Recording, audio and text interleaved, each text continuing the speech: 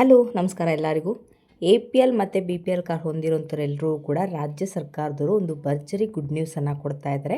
So ಅದುವೇ ಬಂದುಬಿಟ್ಟು Indira kit. So Indira kit ಬಗ್ಗೆ ಈಗಾಗಲೇ ಸಾಕಷ್ಟು ವೀಡಿಯೋಗಳಲ್ಲೂ ಕೂಡ ನಾನು ನಿಮಗೆ ತಿಳಿಸಿದ್ದೀನಿ. ಆ್ಯಂಡ್ ಈಗಾಗಲೇ ಸಾಕಷ್ಟು ಜನ ಕೂಡ ಕಮೆಂಟ್ಗಳ ಮುಖಾಂತರ ತಿಳಿಸ್ತಾ ಇದ್ದಾರೆ. ಏನಪ್ಪ ಅಂದರೆ ಯಾವಾಗ ಬಿಡುಗಡೆ ಆಗುತ್ತೆ, ಏನಾದ್ರ ಬಗ್ಗೆ ಇನ್ಫಾರ್ಮೇಷನು.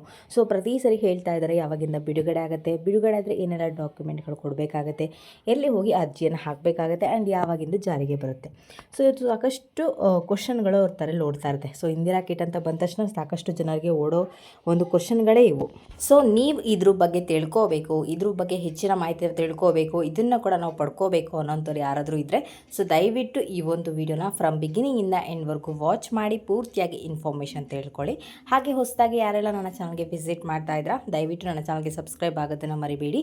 ಹಾಗೆ ತಪ್ಪದೆ ಈ ಒಂದು ವಿಡಿಯೋಗೆ ಲೈಕ್ ಮಾಡಿ, ಶೇರ್ ಮಾಡಿ, ಕಮೆಂಟ್ ಮಾಡಿ. ಇನ್ನೂ ತಡ ಮಾಡದೆ ಇವತ್ತಿನ ವಿಡಿಯೋನ ಸ್ಟಾರ್ಟ್ ಮಾಡೋಣ.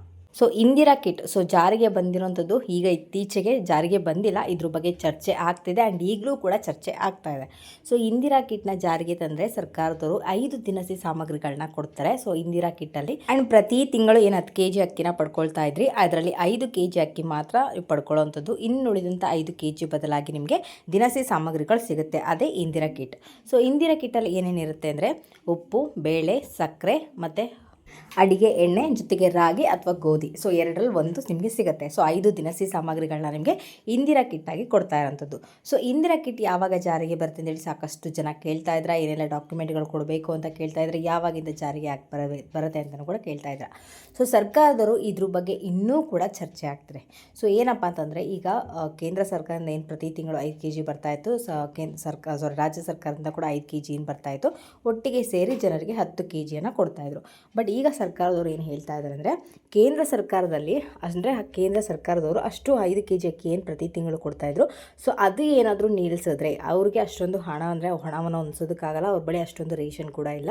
ಸೊ ಒಂದು ವೇಳೆ ಅವ್ರು ಅದನ್ನು ಸ್ಟಾಪ್ ಮಾಡಿದ್ರೆ ಅದ್ರ ಬದಲಾಗಿ ನಾವು ಇಂದಿರಾ ಕಿಟ್ಟನ್ನು ಕೊಡ್ತೀವಿ ಅಂತ ಹೇಳಿ ಸರ್ಕಾರದವರು ಹೇಳ್ತಾ ಇರೋಂಥದ್ದಷ್ಟೇ. ಬಟ್ ಅದನ್ನು ಜಾರಿಗೆ ತರ್ತಾರೆ, ಅದು ಅವರು ನಿಲ್ಲಿಸಿದ್ರೆ ಮಾತ್ರ. ಸೊ ಒಂದು ವೇಳೆ ಅವ್ರು ನಿಲ್ಲಿಸಿದ್ರೆ ಇದು ಇಂದಿರಾ ಕಿಟ್ಟಾಗಿ ಬರುವಂಥದ್ದು.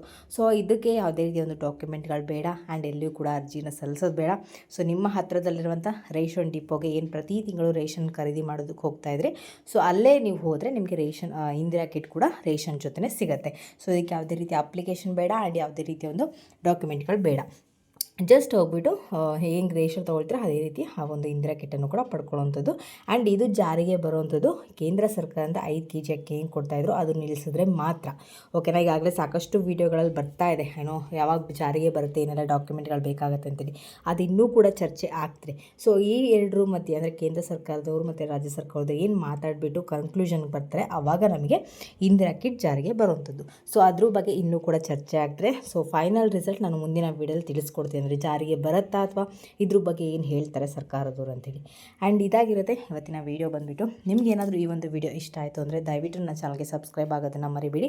ಹಾಗೆ ತಪ್ಪದೆ ಈ ಒಂದು ವೀಡಿಯೋಗೆ ಲೈಕ್ ಮಾಡಿ, ಶೇರ್ ಮಾಡಿ, ಕಮೆಂಟ್ ಮಾಡಿ.